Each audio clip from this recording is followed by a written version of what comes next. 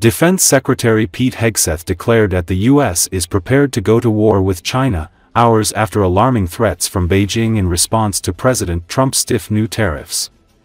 "We're prepared," Hegseth said on Fox News in response to China saying it was ready to fight any type of war. Earlier, China warned it is ready for any type of war with the U.S. in an alarming escalation as President Trump's tariffs went into effect. "If war is what the U.S. wants, be it a tariff war, a trade war or any other type of war, we're ready to fight till the end," Chinese Foreign Ministry spokesperson Lin Jian said. Tensions grew stiff between the two nations as Trump bumped up a 10% tariff on Chinese imports to 20%, claiming the trade measure would halt the flow of fentanyl into America. Jian's statement, reiterated on X by the Chinese embassy in Washington, cautioned that intimidation and bullying would not work, as China also imposed a 15% tariff on American agricultural goods. Pressuring, coercion or threats are not the right way of dealing with China. "Anyone using maximum pressure on China is picking the wrong guy and miscalculation," the spokesperson said. Hegseth fired back. "Well, we're prepared. Those who long for peace must prepare for war," he said. Hegseth claimed that's why we're rebuilding our military. "If we want to deter war with the Chinese or others, we have to be strong, and that president understands peace comes through strength," Hegseth continued.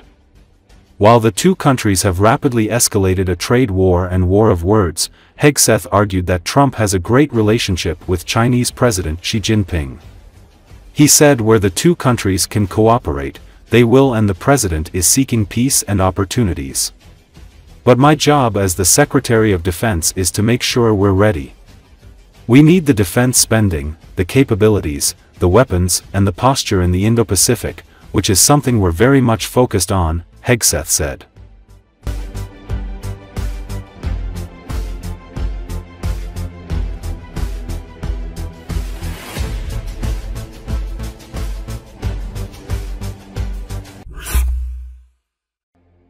President Donald Trump said during his address to Congress Tuesday night that his administration will be reclaiming the Panama Canal. "We didn't give it to China. We gave it to Panama, and we're taking it back," he said.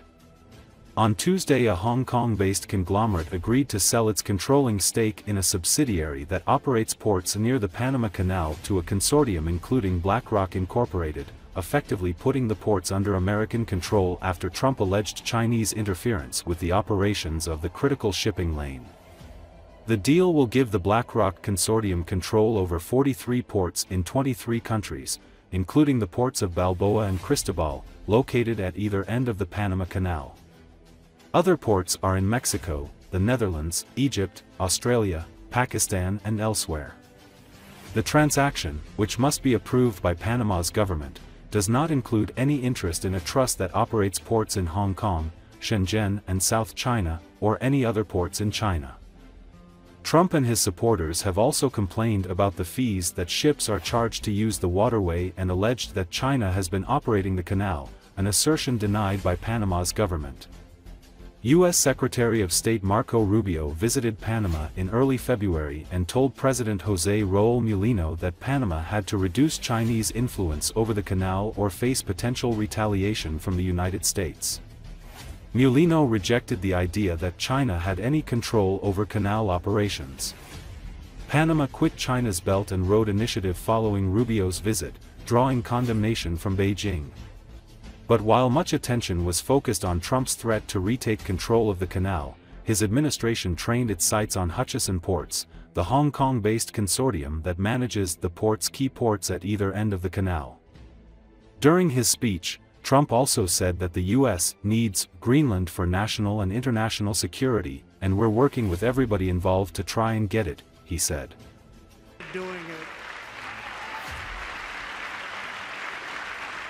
To further enhance our national security, my administration will be reclaiming the Panama Canal, and we've already started doing it. Things having to do with the Panama Canal and a couple of other canals. Just today, a large American company announced they are buying both ports around the Panama Canal and lots of other things having to do with the Panama Canal and a couple of other canals. The Panama Canal was built by Americans for Americans, not for others, but others could use it. But it was built at tremendous cost of American blood and treasure. 38,000 workers died building the Panama Canal. The most expensive project also that was ever built in our country's history, if you bring it up to modern day costs. It was given away by the Carter administration for $1, but that agreement has been violated very severely. We didn't give it to China. We gave it to Panama, and we're taking it back.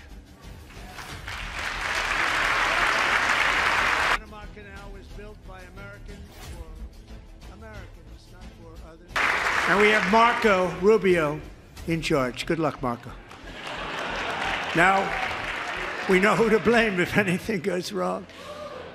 Marco's been amazing, and he's going to do a great job. Think of it, he got 100 votes. You know, he was approved with actually 99, but the 100th was this gentleman, and I feel very certain. So let's assume he got 100 votes, and I'm either very, very happy about that or I'm very concerned about it. But he's already proven. I mean, he's a great gentleman. He's respected by everybody, and we appreciate you voting for Marco. He's going to do a fantastic job. Thank you.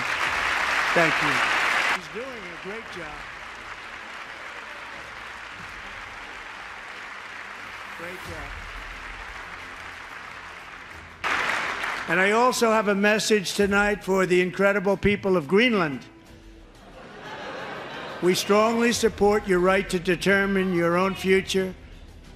And if you choose, we welcome you into the United States of America. We need Greenland for national security and even international security, and we're working with everybody involved to try and get it. But we need it really for international world security, and I think we're going to get it. One way or the other, we're going to get it. We will keep you safe. We will make you rich, and together we will take Greenland to heights like you have never thought possible before. It's a very small population, but very, very large piece of land and very, very important for military security.